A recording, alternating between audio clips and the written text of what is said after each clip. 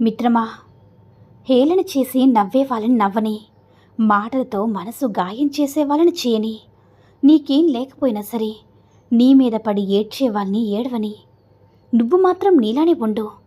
ఈ ప్రపంచంలో ఎవ్వరికీ నచ్చకపోయినా భగవంతుడొక్కడికి నచ్చితే చాలు మిత్రమా, కాదంటారా? ఆశలన్నీ చచ్చిపోయాక ఆకాశమంత ప్రేమ చూపించిన వ్యర్థమే, ఆరోగ్యమంతా పోయాక ఆయుష్ మిగిలిన వ్యర్థమే, కష్టకాలం గడిచిపోయాక కనికారం చూపించిన వ్యర్థమే, ఉన్నప్పుడు తెలియని విలువ కోల్పోయాక తెలుసుకున్నా సరే వ్యర్థమే మిత్రమా. కొన్ని సందర్భాలు మనిషిని ఎలా కృంగతీస్తాయంటే ఎదుటివాన్ని ప్రశ్నించలేము, మన మనసాక్షి కూడా సమాధానం చెప్పుకోలేము. అవునా మిత్రమా? ప్రేమలో ఊడిపోతే ఆ అబ్బాయి బాధ కళ్ళల్లో కనిపిస్తుంది, లేదా తాగి పడేసిన మందు బాటిల్ సంఖ్యలో కనిపిస్తుంది. అదే అమ్మాయి ఓడిపోతే తన బాధని గుండెల్లో దాచుకుంటుంది. కళ్ళలో కనిపించే బాధ కన్నీటితో పాటే కరిగిపోతుంది, కానీ మనసులో దాచుకున్న బాధ మన మరణం దాకా ఉండిపోతుంది మిత్రమా. ఒక్క విషయాన్ని గుర్తుంచుకో మిత్రమా, మనవి కాని బంధాలను దగ్గర చేసి పరీక్ష పెడుతుంది కాలం. పరీక్షల్లో గెలిస్తే బంధమిచ్చే తీపి జ్ఞాపకాలతో జీవితాంతం ఆనందంగా గడిచిపోతుంది. పరీక్షల్లో ఓడితే ఆ బంధమిచ్చే గాయాలతో భారంగా గడిచిపోతుంది. ఖచ్చితంగా ప్రతి పరిచయం, ప్రతి బంధం ఏదో ఒక జ్ఞాపకాన్నిచ్చే వెళుతుంది మిత్రమా. మనసులో కల్మషం లేనివారు మన ముందైనా వెనుకైనా ఒకేలా మాట్లాడతారు. ఒంటి నిండా విషం నింపుకొని ఉన్నవారు మన ముందు తియ్యగా, మన వెనుక చేదుగా మాట్లాడతారు. కానీ ఒకటి మాత్రం నిజం మిత్రమా, సింహంతో స్నేహం చేసుకోవచ్చు, కానీ గుంట నక్కలతో దోస్తే అత్యంత ప్రమాదకరమని తెలుసుకో. కొన్ని బాధలు అమ్మకు చెప్పుకుంటాము, కొన్ని బాధలు నాన్నకి చెప్పుకుంటాము, కొన్ని బాధలు స్నేహితులతో చెప్పుకుంటాము, కానీ కొన్ని బాధలు ఎవరితో చెప్పుకోలేము. మదిలో అగ్నిపర్వతాలు బద్దలవుతున్నా మౌనంగా భరిస్తూ రోదిస్తూ ఉండాల్సిందే. అప్పుడు అనిపిస్తుంది అందరూ ఉన్న అనాథలమని. అవునా మిత్రమా? నువ్వు తెలిసి ఏదైనా పోగొట్టుకుంటే మళ్ళీ దాన్ని వెతకడంలో నీ జీవితకాలం సరిపోతుంది.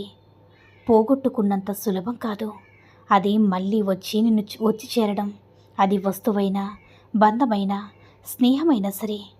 దేనికి ఎవ్వరికి కూడా భయపడద్దు మిత్రమా. ఎవడబ్బ సొమ్ము నువ్వు తినలేవు కదా. భయపడ్డానికి ఈరోజు మాత్రమే నీది, రేపు బోనస్ లైఫ్ దేవుడిది. బ్రతికితే సింహాల బ్రతుకు, కుక్కలా ఎదురు చూడద్దు, గొర్రెలా తలాడించద్దు. అర్థమైందనుకుంటా. ఒంటరిగా ఉండాలనుకునేవారు అహంకారులు కాదు. జీవితంలో ప్రతి బంధానికి, ప్రతి ఒక్కరికి అర్హతకు మించి ప్రేమను విలువనిచ్చి తమ సంతోషాన్ని కోల్పోయిన వారు ఉంటారు. అవునా మిత్రమా? నీకు నువ్వు తెలిస్తే గమ్యం స్పష్టమవుతుంది, కష్టం ఇష్టమవుతుంది, మనస్సు నీ మాట వింటుంది, మృత్యువులో కూడా ఆనందం ఉంటుంది. నిన్ను నువ్వు తెలుసుకో, నీలో ప్రపంచాన్ని గెలుచుకో మిత్రమా.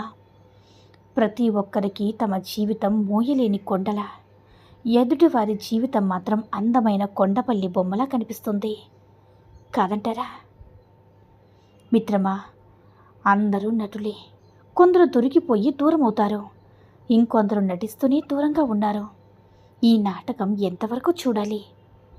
ఇవ్వాల్సిన సమయంలో విలువనివ్వకపోతే తర్వాత నువ్వు ఇద్దామనుకున్నా సరే వాళ్ళు తీసుకోలేరు, ఎలాంటి ప్రయోజనం ఉండదు. ఎందుకంటే ఎవరికైనా సరే ఆత్మాభిమానం అనేది ఒకటి ఉంటుందిగా, కాదంటారా? ఇతరుల కంటే మనం ఎంత గొప్పగా బ్రతుకుతున్నామనేది ముఖ్యం కాదు, బ్రతికినంతకాలం ఎంత సంతోషంగా బ్రతుకుతున్నామనేదే ముఖ్యం. సంతోషం డబ్బులో కాదు, మనస్సులో ఉంటుంది మిత్రమా. పేదవాడికి వాడి పేదరికాన్ని పదే పదే గుర్తు చేసేది వాడి పేగుల్లో నాట్యం చేస్తున్న ఆకలి అనే నర్తకి మిత్రమా. నీ అవసరం ముగిసిన చోట నీకిచ్చే గౌరవం కూడా ముగుస్తుంది. అర్థం చేసుకుని అడ్డు తప్పుకోవాలి, కానీ అందని బంధాల కోసం ఆరాటపడకూడదు. మంచి మనుషులకి హద్దు మీరి బాధ పెట్టకండి. సహనానికి కూడా ఒక హద్దు ఉంటుంది. మంచివాడు అంత తొందరపడి మాట్లాడు, ఓర్చుకోవడం వాడి నైజం. అలాంటి మనిషి వెనక సహనం కోల్పోయి మాట్లాడితే అవి మాటలు కాదు, అగ్ని బాణాలు, అక్షర సత్యాలు. నవ్వించడం ఏముంది, ఎవరైనా సరే నవ్వించగలరు. కానీ ఆనందంగా ఉంచడం మాత్రం అందరి వల్ల అవదు. నవ్వించేవాడిని మర్చిపోగలం, కానీ ఆనందంగా ఉంచేవాడిని మర్చిపోలే మిత్రమా. అవసరం కోసం స్నేహాలు, అవసరం తీరాక మోసాలు, ఆశ కోసం పిల్లలు, ఆశ తీరాక అఫైర్లు, ఆపద వస్తే బంధాలు, అవి తీరితే బండరాలు. ఇది నేటి మనస్తత్వం మిత్రమా. ఉచితంగా తినడానికి మాంసం లభించడం వల్ల పులి వేటను మర్చిపోతుంది. ప్రభుత్వాలు ఉచిత పథకాలు పెంచుకుంటూ పోతే ప్రజలు పనిచేయడం కూడా మర్చిపోతున్నారు. కాస్త ఆలోచించండి. ప్రతి దాన్ని రాయి పెట్టి పగలగొట్టాల్సిన అవసరం లేదు. మాట్లాడే మాటలు బట్టి కూడా కొన్ని మనసులు పగిలిపోతాయి మిత్రమా. ఓడిపోతే గెలవడం నేర్చుకోవాలి. మోసపోతే జాగ్రత్తగా ఎలా ఉండాలో నేర్చుకోవాలి. చెడిపోతే ఎలా బాగుపడాలో నేర్చుకోవాలి. గెలుపుని ఎలా కాపాడుకోవాలో తెలిసిన వారి కంటే ఓటమిని ఎలా తట్టుకోవాలో తెలిసిన వారి గొప్ప వ్యక్తులు మిత్రమా. వాళ్ళేమనుకుంటారో వీళ్ళేమనుకుంటారో అనుకుంటూ పోతే సగం జీవితమంతా అయిపోతుంది. అసలు నీవేమనుకుంటున్నావో అది మొదలుపెట్టు. ఏదో ఒక్కటైనా కనీసం అవుతుంది కాదంటారా. ఎప్పుడైతే ఒక మనిషి నీతో మాట్లాడడం మానేస్తారో అప్పటినుంచి నీ గురించి ఎదులతో మాట్లాడడం మొదలు పెడతాడని గుర్తుపెట్టుకో మిత్రమా. ప్రతిసారి కోడలే పలకరించాలి, కోడలు ఆడపడుచులు చెప్పు చేతుల్లో బ్రతకాలంటే ఎవరూ పడరు కదా. తన కూతురు ఎలా బ్రతకాలని తల్లి అనుకుంటుందో కోడలి యొక్క తల్లిదండ్రులు కూడా అలాగే కోరుకుంటారుగా. కాస్త ఆలోచించు. నీ గురించి నువ్వు ఆలోచించు, బలపడతావు. పక్కవారి గురించి ఆలోచించొద్దు, బలహీన పడిపోతావు మిత్రమా. గుర్తుపెట్టుకో మిత్రమా, కట్టుకున్న నీ భర్త నీ పక్కన లేకపోతే జరిగేదేంటో తెలుసా. దారిని పోయే ప్రతి మగవాడు నీకు భర్త అవ్వాలని చూస్తాడు. డబ్బు సంపాదించడానికి నీకు భర్త అవసరం లేకపోవచ్చు మిత్రమా. కానీ నీకు మర్యాద, గౌరవం కావాలంటే మాత్రం భర్త నీకు కావాలి కాదంటారా. బ్రతకడం నేర్చుకో మిత్రమా. చెడిపోవడం ఎలాగో లోకం నేర్పిస్తుంది. నవ్వడం నేర్చుకో.